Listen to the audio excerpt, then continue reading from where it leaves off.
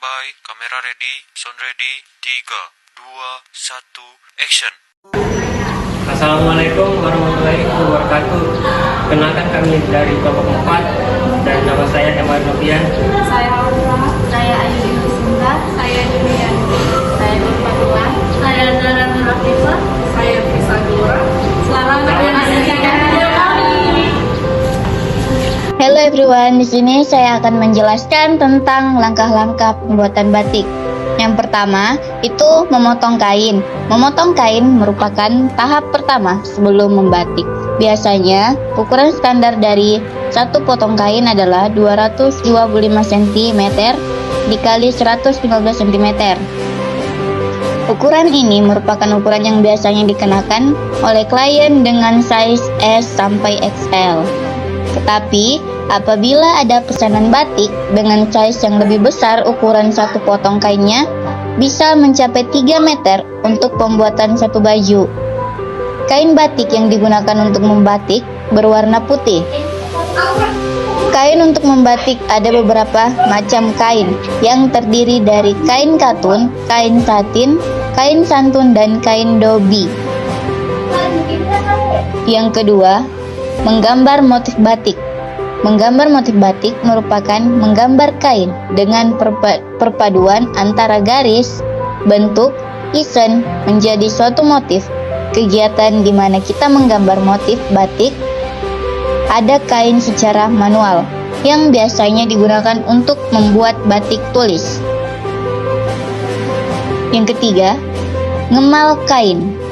Ngemal kain adalah proses menggambar motif secara manual menggunakan cetakan motif yang sudah terbentuk motif tanjak yang biasanya digunakan untuk membuat baju seragam ASN dan dipadukan menggunakan motif sengatan dan irautan kayu yang menggunakan cap.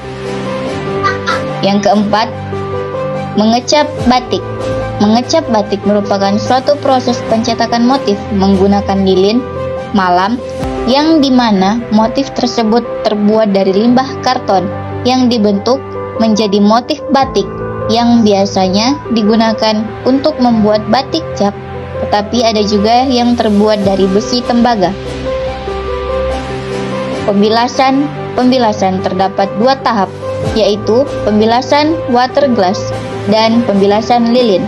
Setelah kain batik difiksasi dan sudah kering, biasanya batik akan langsung dibilas menggunakan air bersih.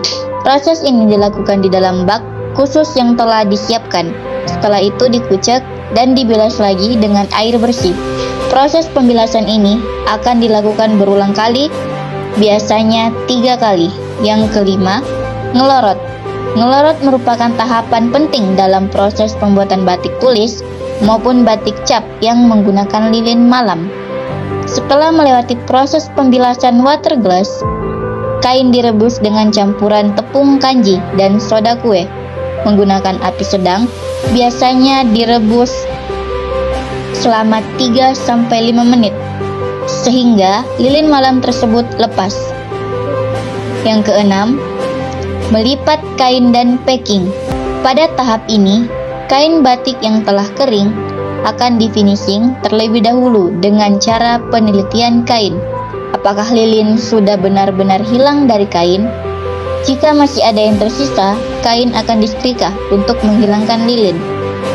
Apabila tidak ada kesalahan pada kain batik siap dilipat dan dikemas atau dipajang.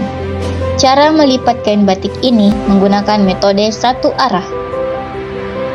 Adapun kesimpulan dari tahapan atau langkah-langkah tersebut adalah batik adalah hasil karya bangsa Indonesia yang sudah dikenal sejak dahulu dan sudah diwariskan secara turun-temurun oleh para leluhur.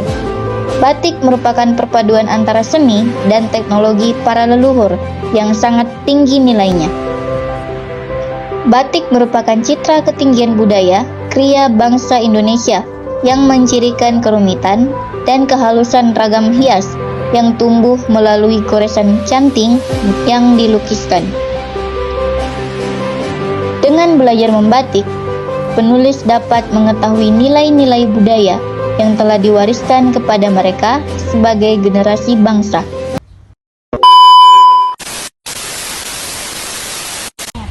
jebol.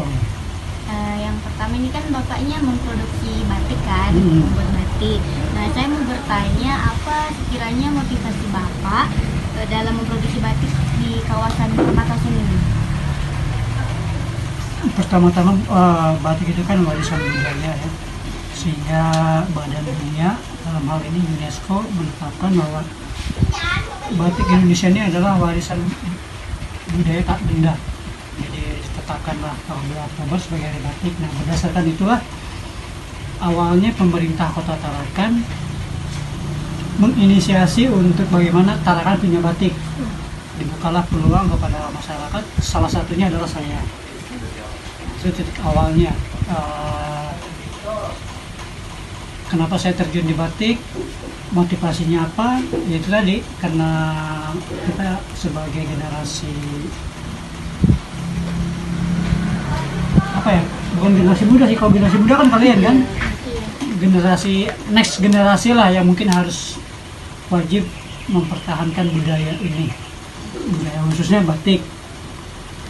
Di Tarakan ini kan batik belum begitu awalnya ya, awalnya belum begitu booming, bukan di Tarakan tapi di Kaltara aja. Tapi dengan berkat bantuan pemerintah, ya alhamdulillah setidak-tidaknya 50% warga Kaltara tahu kalau di Kaltara ada batik, di Tarakan ada batik.